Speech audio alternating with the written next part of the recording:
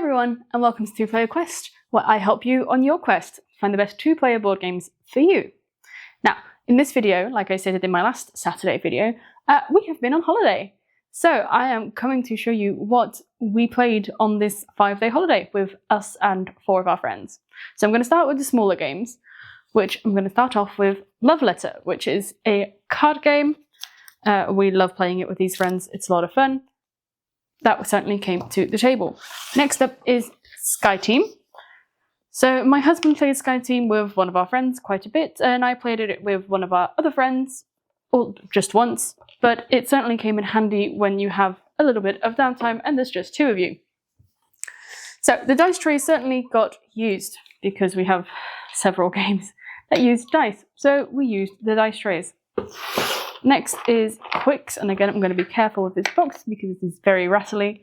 Quicks a Duel. I think it was mainly me and my husband who played this before the rest of the group broke up. We're a bit more early birds than the rest of the group, so this was a nice, easy game to play, which you can stop if necessary. Nobody really gets mad. So now we're going on to the big games and the games that I don't have here. So, several of the games that you will see in a moment are not our games. We are borrowing them from our friends to make a review about, to try out, to see if we like it with 2 of us, stuff like that. Now, one of the games that I do not have here at the moment that we played is Unstable Unicorns, which is, again, a card game quite a lot like Exploding Kittens. So that was a lot of fun. One of the other games that we don't have here that was played this week is Arkham Horror 3rd edition. Now, what I do have here, and we also played, is Arkham Horror 2nd edition. So, this was a lot of fun. I played it with 2 of my friends, while my husband played something else with the other 2, and it was a good time. We won, which we like. So that's Arkham Horror 2nd edition. Next game we played was Station to Station. So I had mentioned before, we bought this game at Spiel this year. You basically make an empire through the US, you deliver tickets, you do the jobs, and you try to score as many points. It was a lot of fun. So I would certainly recommend that for a group. So while me and 2 friends were playing Arkham Horror, my husband was playing Monuments. Now, Monuments, they were less of a fan of the game. I haven't tried it yet. I probably will try it.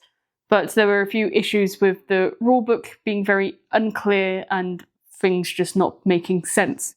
So I look forward to finding out what that was all about. But for now, it didn't go down quite as well as we'd hoped. Now come 2 games that aren't ours, but that we are borrowing from friends to see if we like them for 2 players and mainly review them for you guys.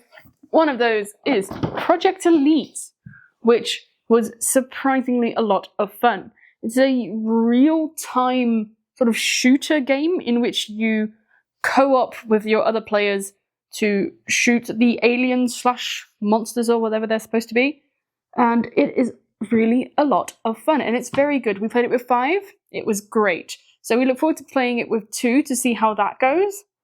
And we think that if it goes well, this might be something we buy as well to have in our cupboard, because this friend lives quite far away.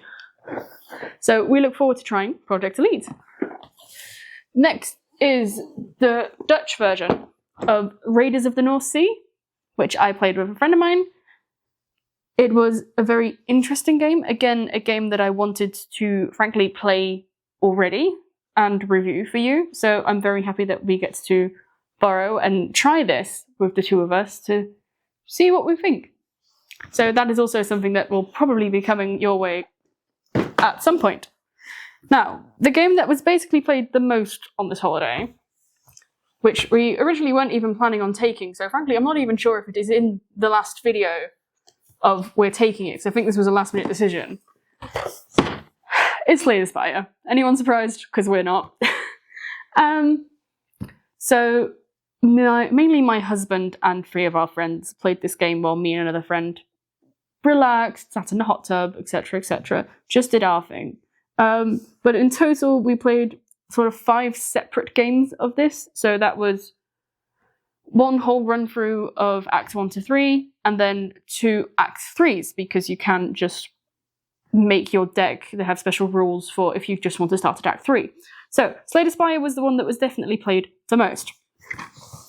And then last, but of course not least, we have Mansions of Madness. We played Mansions of Madness. We did a very long mission. We were looking at the missions and this one said, oh, this one's new, I haven't seen it before, but it's 4 to 6 hours. And I think we eventually spent about 8 on this mission. So it was definitely a long trek for this game, but it was a lot of fun and we all enjoyed ourselves. So Mansions of Madness certainly went down well. And that is all the games that we actually played on our holiday. Now, I've already put the games that we didn't play back in the cupboard. These will go back in a moment. So that is what we played. So let me know in the comments down below what games you like to play on holiday, because I'm still extremely curious to what people do or what other board gamers play when they go on holiday. And for now, I would say thank you for watching 2 Player Quest, and I look forward to seeing you next time. Bye!